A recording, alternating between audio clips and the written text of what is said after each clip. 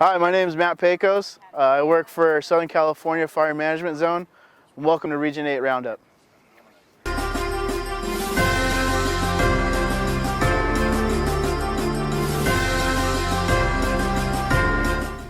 This month, the service, with the help of the Santa Barbara Zoo, the Cornell Lab of Ornithology, and the Western Foundation of Vertebrate Zoology, launched the first ever live-streamed California condor cam, granting people around the world the opportunity to observe California condors and their chicks in real time. The service's webcam, located near Hopper Mountain National Wildlife Refuge, follows the lives of California condor pair 111 and 509 as they raise their first chick together.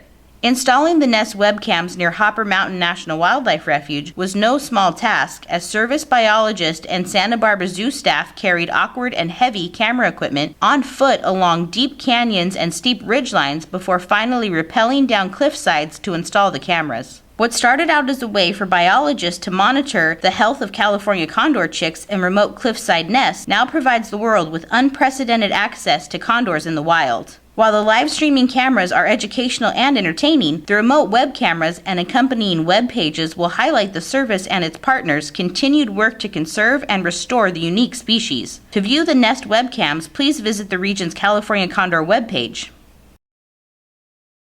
To Monterey County, where the San Clemente Dam is being removed with the help of the service's Coastal Impact Assistance Program. Built in 1921 to provide water for the growing community near Carmel Valley, the 106-foot-tall dam originally held 1,400 acre-feet of water, but after decades of operation, sediment began to fill the dam's reservoir with dirt, leaving only 70 acre-feet of storage for water. The dam also impaired steelhead access to 25 miles of upstream spawning and rearing habitat, making the structure's removal a benefit for wildlife and California American Water, the owner of the dam.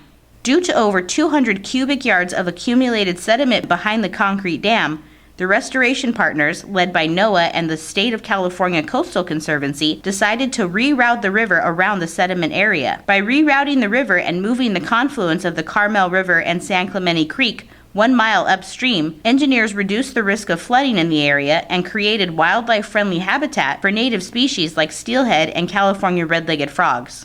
Once restoration is complete, California American Water will transfer the 925-acre site to the Bureau of Land Management, who will work with the local park district to provide public access and recreational trails on the property.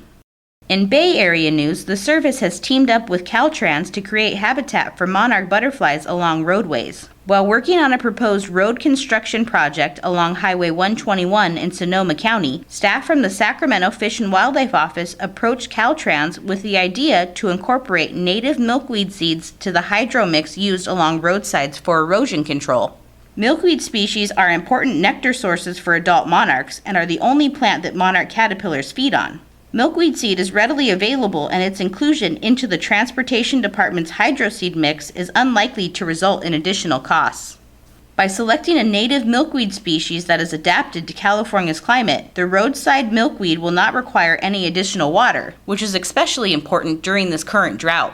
The Highway 121 project is not expected to start construction for a year or two, but this partnership will create both vital habitat for the butterfly and travel corridors along the insect's migration route. Keep an eye out for these fluttering commuters along roadsides the next time you are traveling along Bay Area highways.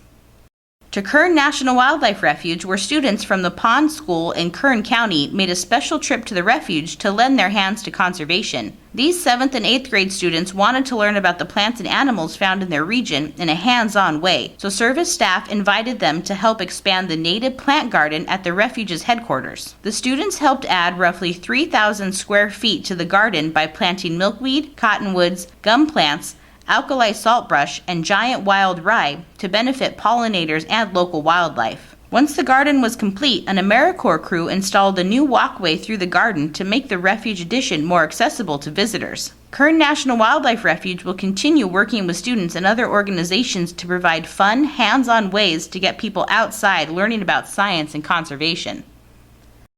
In regional news, this month is also the last month to apply to the Region 8 Mentor Program.